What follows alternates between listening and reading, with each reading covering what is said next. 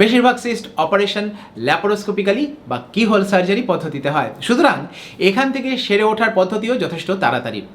সাধারণত দিন 2 থেকে 4-এর মধ্যেই পেশেন্ট বাড়ি চলে যেতে পারেন, যদিও সব পেশেন্টই আলাদা এবং এক এক পেশেন্টের সেরে ওঠার পদ্ধতিও এক এক রকম। তাই আগে থেকে কবে বাড়ি যাব সেই ব্যাপারে গোলপোস্ট বানিয়ে না রাখাই ভালো।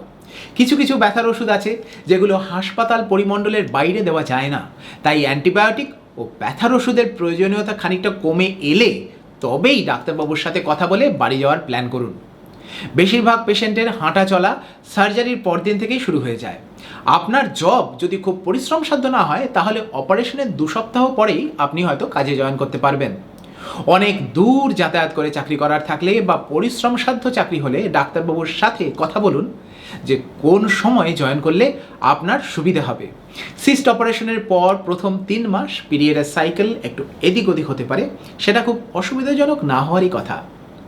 অপারেশনের পরে ডাক্তারবাবু যে ওষুধপত্রগুলো দিয়েছেন সেই ওষুধপত্রগুলো ঠিকঠাক মতো কমপ্লিট করুন আর চেষ্টা করুন যাতে কোনো মতেই আপনার কনস্টিপেশন না হয়।